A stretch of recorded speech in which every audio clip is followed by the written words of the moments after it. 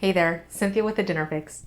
I've got a special bonus video for you today to help commemorate reaching my first 100 subscribers on YouTube, which I'm super excited about. And before I tell you what we're going to be making, I do want to take a moment to thank each and every one of you that subscribed to the channel thus far, because obviously I could not have reached this milestone without your support. Speaking of support, I want to grow this channel well beyond 100 subscribers. And I need your continued support to do that. A couple of ways that you could help me, which would be totally great. One, if following this video, you could tell me in the comment section below what you've been liking about the channel so far, and also what you'd like to see more of, or maybe things that you're not crazy about, right? I hope to take that feedback and use it to continue to grow the channel. I really want to be providing content that is useful to you, that is helpful to you. So please, tell me what you want to see more of. The other way that you can help is by helping spread the word, right? Share the content on your social networks, with your friends, with your family. Let folks know what you're watching, because that would certainly help me a lot. So thank you in advance for that. Now, let's talk about what we're going to be making today. So I know typically I'm cooking savory things, right? The dinner fix. Though today I'm going to be showing you how to make something sweet, my chocolate chip cookie. This chocolate chip cookie is going to be a thin cookie that is going to have crisp edges, still slightly chewy in the center. It's a highly, highly addictive cookie that is very simple to make, but really, really tasty. I bake a lot for friends and family, and it doesn't matter what I make. This chocolate chip cookie is by far my most sought after baked good. So hope that you make this one at home. I've actually never shared this recipe with anyone. So again, I really want to thank you, my subscribers. So let me show you how to make them. So the first thing we're going to do to get our cookies going is measure out our dry ingredients. Now, typically I work using a scale like I have here. I am kind of converting the wheats that I use to volume for you in the event you don't have a scale. I just always bake with a scale because I find it's more precise that way. But certainly you can make this if you don't have one. So first thing we need is some flour, to which I'm going to add salt. And I'm using kosher salt here. I like kind of like the crunch that you get when you get little bits of salt that don't fully dissolve. It makes for a nice contrast with the sweetness of the cookie and the chocolate. And I'm just taking a whisk. We're going to incorporate this to ensure that our baking soda and salt are evenly distributed. All right, that looks pretty good. So just going to set that aside. Now the other thing I have here is some butter, and this butter has been softened. You can see it's pretty soft. You don't want this to be too soft, definitely not melted. If the butter's too soft when you're making the cookies, your cookies will spread out really thin, they won't rise, and it'll kind of be a mess. So using some softened butter there, to which I'm going to add 2 kinds of sugars. And I like using 2 kinds of sugars because it makes for different textures. So we're adding granulated sugar first. Granulated sugar is what's going to give the cookie a nice kind of crunch around the edges in this case. And then the other kind of sugar that we're using is brown sugar. And brown sugar is what's going to give us kind of that chewy texture in the center. So I'm going to add some of that.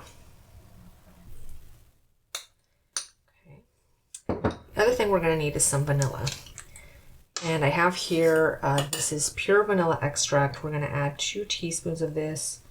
Resist the temptation to use imitation vanilla. You want to use pure extract for this, because you can taste the difference. And then the other thing we're going to add here, I've got a couple tablespoons of milk. That about does it for our wet ingredients for now. And what we're gonna do is we're just gonna cream our butter and our sugar. And creaming butter and sugar really just means we are incorporating the butter and the sugar fully to the point where our butter and sugar is kind of fluffy, it's incorporated, and we're basically adding air to our cookie, which is gonna make for a really nice texture. Normally I would do this in a stand mixer just because it's a lot easier, but I recognize that some of you watching may not have a stand mixer at home. You could also use one of those little kind of hand mixers for this. You could do this with a whisk, you could do this with a wooden spoon, but the idea is, again, to fully incorporate the butter with the sugar. All right, that looks pretty good. Don't know if you can tell, but this has paled a little bit in color, and that's coming from the air that's been whipped into it. And speaking of whipped, it's kind of taken on this like whipped kind of consistency as well, which is what you are looking for. So at this point, we're gonna take an egg, just gonna crack that on in.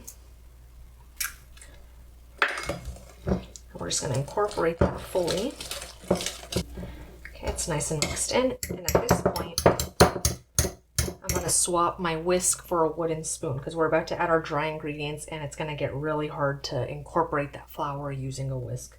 All right, so dry ingredients. We're gonna gradually incorporate the dry ingredients in. So again, this was our flour, our baking soda, and our salt. Just gonna stir that in until it's fully incorporated.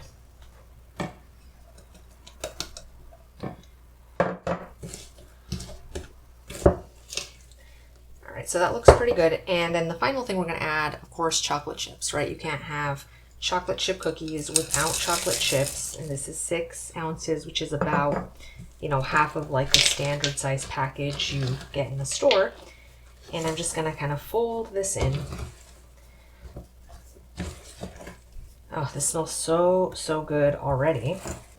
Just want to get that stirred in all the way so that you get chocolate chips in every bite. All right, and that looks pretty good. So, clean this off.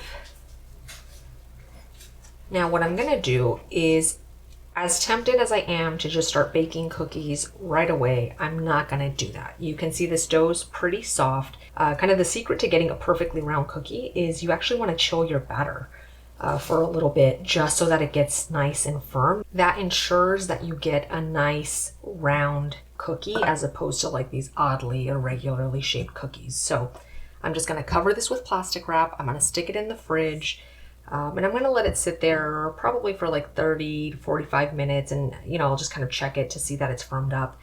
The other thing too is this will keep in your fridge for probably like 2 days or so. So you could even make this dough in advance of when you intend to bake it.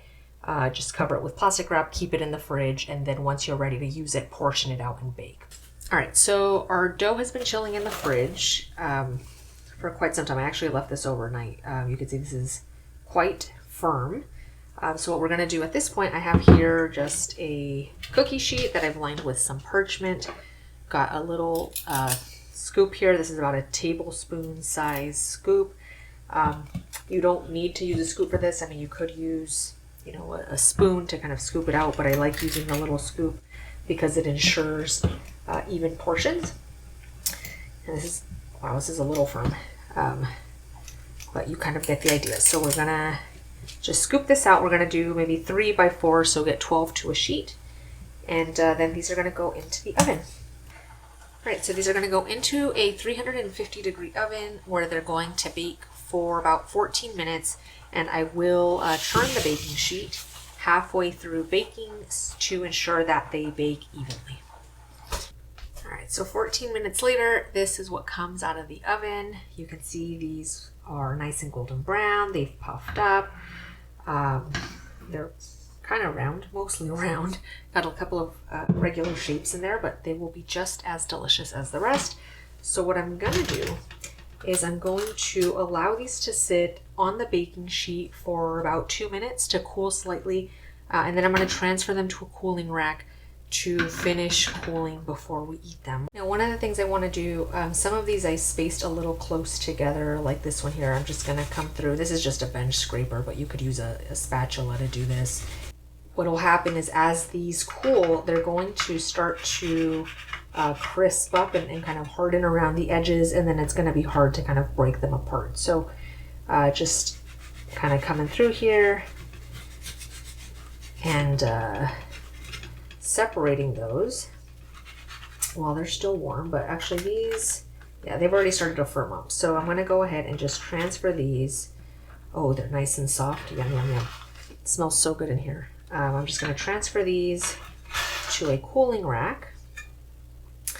And I mean, you can eat these like now. Maybe I'd wait. Yeah, because these are going to be really hot right now. I would wait maybe like another 2-3 minutes for them to cool off a little before digging in. But once they have cooled off completely, you can transfer them to an airtight container and they will keep fresh for like 3-4 days. Though I'll be honest, like a dozen cookies never lasts more than 2 days in my house. Like we go through them pretty quickly, but there you have it. My homemade chocolate chip cookies. Hope you try this one at home. I'd love to hear what you think. But until next time, thank you so much for watching. Enjoy. Alright, now this recipe does make enough for about 3 dozen cookies. I'm not going to bake all 3 dozen today. Not that I can't eat that many cookies, but I probably shouldn't. One thing you can do with this dough is you can actually portion it out and freeze it. So I have here just kind of a baking pan. You can do this on a plate. I've lined it with wax paper, and what I'm going to do is I'm going to portion out the cookie dough just like we did for the cookies that we baked. But instead what I'm going to do is I'm going to pop this in the freezer, and once the dough has frozen solid, I'll transfer the cookie dough to a Ziploc freezer bag or zip top freezer bag. This will keep for up to 3 months in the freezer. Any night you're, maybe craving some homemade cookies and don't have the time or energy to make cookie dough, you can just use these frozen little bits, pop them in the oven. They'll just take like an extra 2 minutes to bake because they are frozen. But they're going to be just as delicious as if you'd baked them fresh.